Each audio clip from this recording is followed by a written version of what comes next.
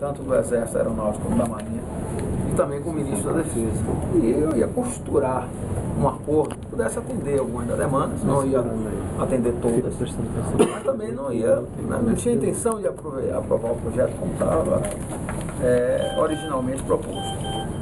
Mas com essa situação, eu acho que criou-se um fator divisório que ou a gente aceita o projeto conforme original, ou então ele será retirado de pauta, prejudicando, nesse caso, os terceiros sargentos, né? Que o projeto original dá ativo. Só dá ativo. O grupo da reserva ninguém beneficia ninguém. Ativo e poucos.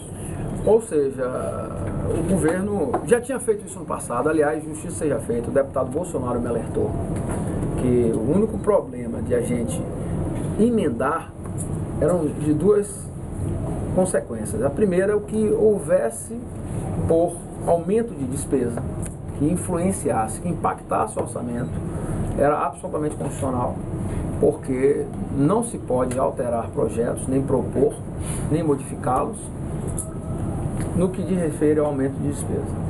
Então, o projeto que vem aqui, você pode mudar as dotações e tal, mas se aumenta a despesa, não compete à Câmara fazer, só o Executivo.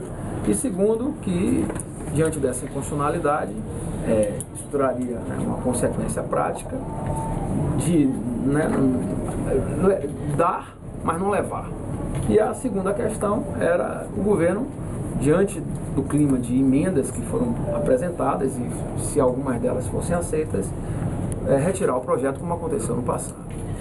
E ele tinha me avisado disso. Mas eu estabeleci o diálogo, ouvi primeiro, né, todas as associações e classes respectivamente envolvidas, e li as emendas, apresentei as demandas e fui aos comandos para tentar fazer um acordo, uma parceria, mas foi difícil. Foi difícil. E a última reunião nós iríamos fazer antes das audiências públicas, fizemos, marcamos as audiências públicas, foi aprovado na comissão e depois foi cancelado em função desse fato novo. Então eu chamei essa reunião com eles, né, para ouvi-los. Agora, novo deputado, faltou uma principal, que era aquela reunião, né, Vossa Excelência marcava o Ministério da Defesa, depois, no final, sim, o Ministério da Defesa, o Ministro da Defesa, Paulo Pimenta, aí só colocou até o Bolsonaro, né? Gostaria até que nosso novo deputado fosse também, que conhece a fundo nossa causa também, né? Que essa que era a grande negociação. E faltou essa... Mas eu ia fazer depois das audiências. Mas essa agora, eu acho, pela emergência... Depois das audiências. Nós iríamos fazer isso depois das audiências. Por quê? Primeiro, na audiência pública, nós íamos dar espaço para que todos falassem, porque vocês falaram comigo, mas não falaram com a comissão. Então, a audiência pública daria espaço para que os senhores falassem com todos os membros da comissão, claro, aqueles que estivessem participando, né? E falassem com a sociedade.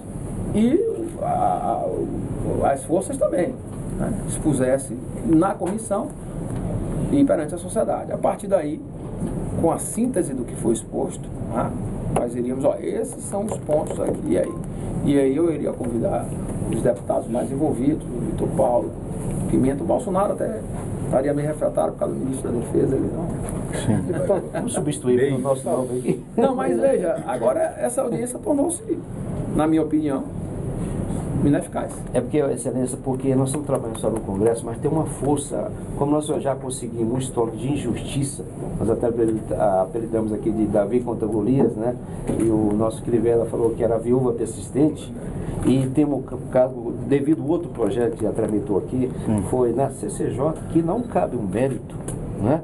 Foi aprovado aqui uma emenda lá, por unanimidade, só ficou na redação final 11 meses. Então, com isso, perdemos não, ganhamos o mérito. Depois no Senado também rejeitou a emenda, mas reconheceu o mérito. Então, devido a esse quadro, né, que nós temos, né, o próprio exemplo, o próprio presidente da Câmara aqui, né, Henrique Alves, devido ao o ministro Garibaldi, o próprio nosso ministro Crivella, se a gente conseguir, como procurador, juntar, somar todas as autoridades, com certeza não é 3 comandantes que vai mudar, não vai mandar retirar, não. Há uma força política enorme.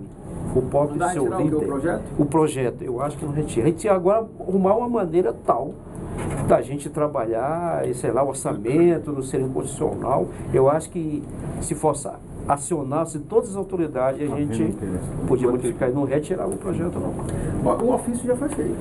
Foi ofício, mas estão trabalhando lá, por isso que não veio ainda. Só me permite uma parte? Claro. Nós temos pessoas ligadas à presidenta da República, que inclusive são, não é o caso aqui eu citar diretamente o nome do colega, ele já levou essa situação, ela não vai retirar o projeto. Ela não vai retirar porque foi uma promessa dela prometer os colegas. Só que tem um impasse. O que vai acontecer? Igual eu sempre falei para o doutor Sérgio, às vezes nós estávamos mais em contato ali com o doutor Sérgio. Se seguir esse projeto original, igual o Exército mandou, nem o pessoal da ativa vai ser contemplado. Por quê? Porque o Exército vai colocar um interstício de 86 meses, que são 7 anos e 2 meses na graduação de terceiro sargento. Então, muitos colegas, eu sou um, que não será beneficiado pelos projetos do Exército. E aí eu pergunto para o senhor, o médico dela está na mesma situação que eu, fica só 4 anos na graduação de terceiro sargento, ele já levou a situação dele para presidente. Será que ela vai ter que colocar veto? Porque será que ela vai assinar um projeto, sancionar um projeto sendo aprovado aqui, que o taifeiro dela não vai ser promovido? Por isso que é a oportunidade que realmente nós temos aqui nessa comissão, é de corrigir essas injustiças. Por quê? Se a aeronáutica, deputado, que tinha uma lei que dava plenos direitos deles ir a suboficial, demorou 40 anos para fazer uma lei que tramitou nessa comissão para corrigir uma injustiça. Eu imagino nós que o Exército fala bem assim, não tem nenhuma... Preceito legal. Não tem nenhum preceito legal. É isso que nós ouvimos do nosso comandante. Então, o lugar de se fazer justiça é aqui nessa casa. Nós corremos risco deles reagir igual eles estão reagindo. Já sabíamos disso. Se o senhor pegar a exposição de motivo, eles estão acabando com a gente, alegando que nós não podemos ser suboficial porque nós não temos grau de escolaridade. Mas nós não estamos pedindo para ser nivelado por baixo. Todas as leis que eu vi tramitar nessa casa, quando aprovam uma lei de reestruturação de uma carreira, igual foi o caso da PM em 2009, os PM só tinham 2º grau. Hoje todo mundo sabe que é curso superior. Dá-se um prazo, uma carência para quem não tem apresentar o diploma. Nós nunca pedimos aqui para ser nivelado por baixo, não. Que se cobre o grau de ensino médio, igual ao sargento de escola, e abre-se uma carência para quem não tem. Agora, o que eu acho, no meu entendimento, é que se aprovar esse projeto do jeito que o comando do Exército enviou para essa casa, vai estar se cometendo injustiça, inclusive com a classe de taifeiro, porque não vai ser beneficiado, porque são 2 classes, de cabo e de taifeiro. A lei que nos beneficia com a promoção de terceiro sargento, no artigo 2º, ela é bem clara. Cabo e taifeiro maior com no mínimo 15 anos de efetivo de serviço. Você sabe o que acontece? O cabo é promovido com 15 anos, o taifeiro com 27. Quer dizer, uma lei federal que não é obedecida no nosso comando, deputado. Isso aí, eles não, quando eu vejo os documentos que envia para essa casa,